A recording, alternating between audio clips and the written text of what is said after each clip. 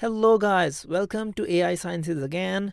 I am Sajad Mustafa, your instructor for today, and today we are going to build graphical user interface for our trading bot. So here is the lineup. We'll be having a little bit of recap of what we have done yet in last video, and then we'll be adding graphical user interface on our bot, and then we'll be making some changes in the code. Then we'll be doing some live trading, some real trading, and everything will be done on Python. If you are new to our channel, we are AI Sciences and we make tutorials and courses for the students who are absolute beginners in artificial intelligence. So do not forget to follow us on YouTube, Udemy, our website, everywhere.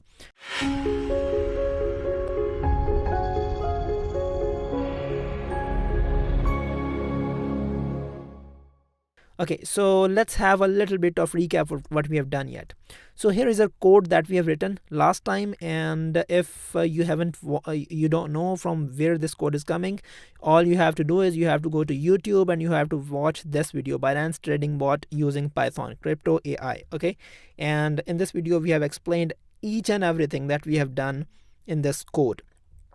So apart from that, let's have a little bit of recap of what we have done. We have imported a few libraries. Before that, we have just installed the dependencies, and then we have imported a few libraries. We have defined a symbol in which we will be doing trading. By the way, this symbol will not be trading in this symbol anymore. We'll be changing the symbol. Then we have a few limits. Sell limit, buy limit, and then we have a WebSocket from where we will be reading the data. And here we have our client. Client has an API key and a secret key that I told you from where this API key and secret key comes. Obviously, I'll not be telling you my secret key, so you'll be having yours in your Binance account. So here we have written just a simple open function, close function, and error function, and then an order function. In order function, it receives a side, whether it's a buy order or a sell order. It receives quantity, that how much quantity of this order do you want to trade, and then we have a symbol here, right? And here we are just calling an API that does the rest of job for us, right? And if there's an exception, then we print that exception. Here is an on message function, or you can say our most important function of the code. In this function, what we do is we get a message, right? In this message, we receive information about the current trading, current trading flows or stats. So from this message, we extract a closing rate, we print that closing rate, and then we have some conditions. If closing rate is greater than the sell limit, then do some selling orders. If it is less than some buying limit, then do some buying orders, right? And then we are just printing again a closing rate.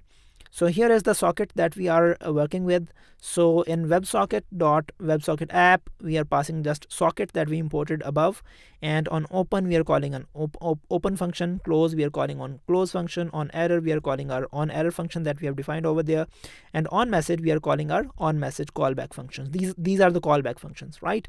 So yeah, awesome. So first of all, let me tell you in which pair we'll be trading. So if we go to Binance, we go to trade, we go to classic. So here we'll find some stable coin to work with, so that we don't lose a lot of money, right? Or we don't gain a lot of money either. So BUSD slash there's a coin, there's a pair called BUSD USDT, right? So this is a stable pair. It usually works on USD, United States dollars amount. So you can see that it keeps switching between 0.9996 and 0.9995. So we'll be doing some trading in this pair. So first of all, let's redefine our symbol. Now it is not this one, it is BUSD and USDT, right? So this is our new symbol for which we will be reading the information from the socket.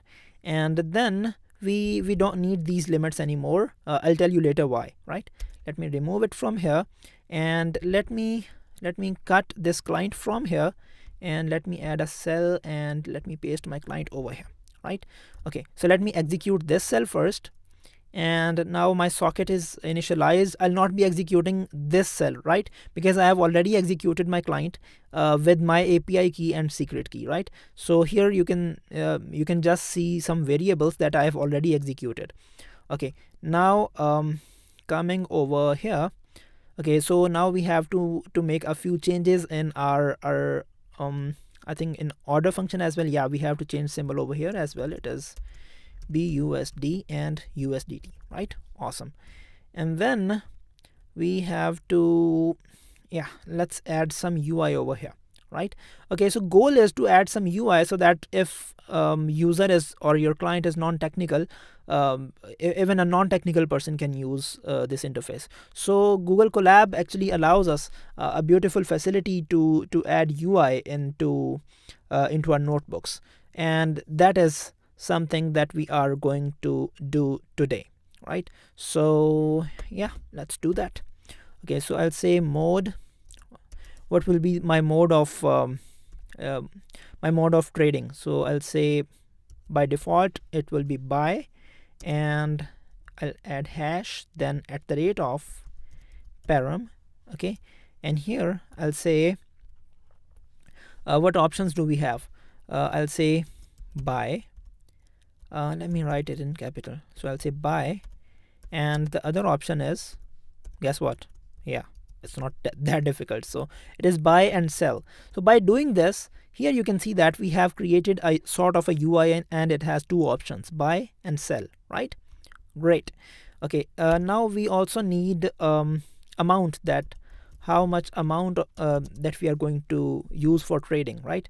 So let's say by default I'll say 20, and then I'll say my param would be, okay, and here I'll say my param type would be I'll say number, right? So I'll say number. Okay, so here you can see that I can input any amount over here, 100 or even 2000 or any amount over here, right? By default it will be 20, right, as I explained it over here.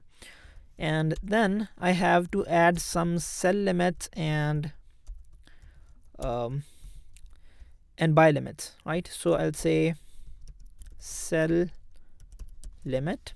That's why we removed sell limit and buy limit from above code. And here also I'll say what should be my buy limit, right? And its default value, let's say it would be 0.996, and here we will say its default value would be 0.997, right? Okay, actually let's make it 996, and let's make it 997. If we go to our Binance website, we can see that the higher value is 96 and the lower value is 95. So let's again update this. So we want to buy this when it is at 95, and we want to sell it when it is at 96, right? I mean, you can play around with it even over here as well, right? So 0.996 is my value that I want to trade at. Awesome. One more thing that you can do is, if you go over here, you can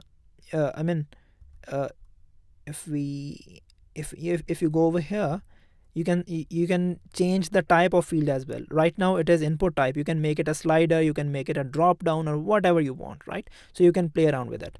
Okay, so let me run it, and now these values have been stored in these variables. This buy is stored in mode, 20 is stored in amount, and so on.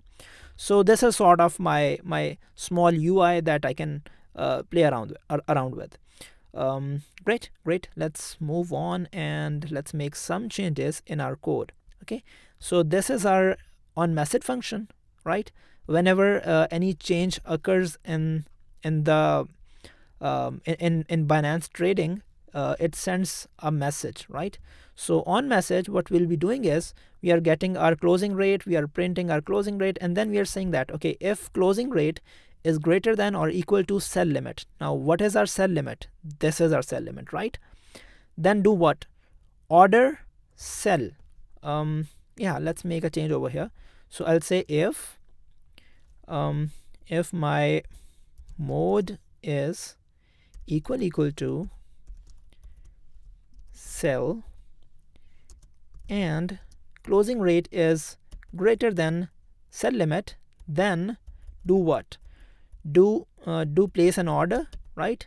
And here I'll say there should be mode, and here I'll say there should be amount. Now what is this amount? This amount is coming from here, from our UI. Whatever we will write over here, it will go over there. Great. And same thing we'll do over here. We'll say mode equals to here I'll say buy. Okay, and here again I'll say there should be my mode, and here I'll say there should be my amount.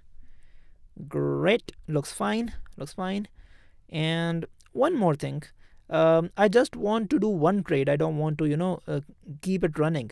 So what I will do is if any order will be pushed, I will close my socket. What do I mean by this? So my socket is WS, right? So what I will do is if any order is pushed, if any order is done, so for example this condition is met, and it has printed the order, and then it has also pushed the order, what it will do is it will do some WebSocket dot, it will call this function. So my program will be closed, so that it will not push another function, right? So I'll do it over here as well, right? If you want to keep it repeating itself, then you can remove it from here. Okay, now let's see in order function if we have to make any change. Let's go to order function. What it is doing, it is trying for order. Let's call it my order, and let's print it over here, right? So what it will return, I'll print it over here. So I'll say my underscore order also. I'll add underscore over here as well, right? Yeah, looks great, looks fine to me. Let me see if we have to make any other change. Yeah, let me show you one more thing. Let me add a cell over here, and you can see that I've got my client, right? And by using my API key and secret key. So what I will do is I will check my account. So I'll say client dot get get account function, and let's call it.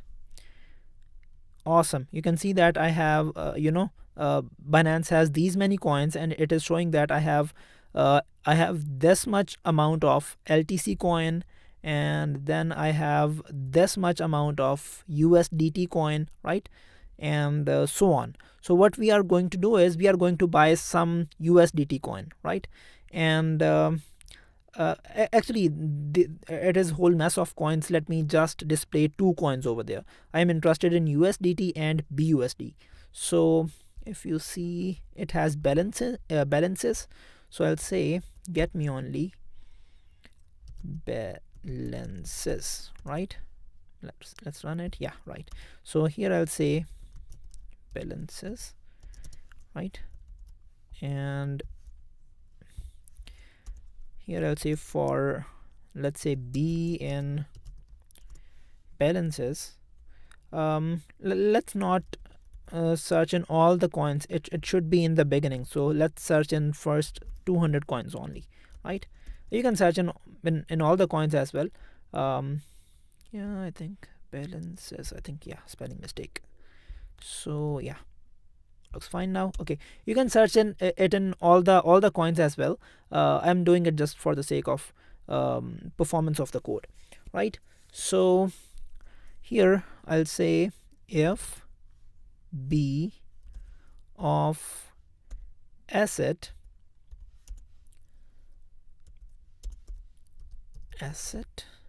is in, if it is either BUSD, if it is either this coin or if it is either USDT coin, right? Then do what? Then just print B for me. Just print that line for me, right? So let me run this. It should print BUSD and USDT for me. Here you can see that. So I have total 6.3 USDT and I have 20 BUSD.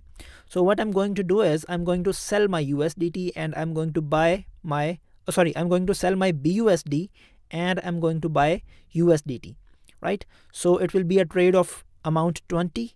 And one more thing, I want to set my limits.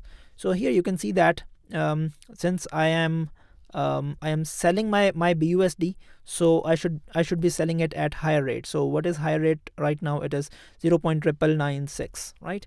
So let's go back and let's see if my sell limit is, yeah, it is already 0.996. You can change it from here. Let me run this. Let me go back over here again to show you. It's 6 and 20.00 before trade, right? And now let's make our trade. Let me run it. Let's see if there's no error. No, looks like there's no error. Let me just verify there's no issue. Looks like there is no issue. Now let's run this cell as well so that our variables get updated. And then finally let's run our this cell. So it will be starting our WebSocket and it will be running forever. Actually it will not be running, it will not be running forever because it will be closed over here whenever there will be any trade made. Okay, so yeah, let's run it.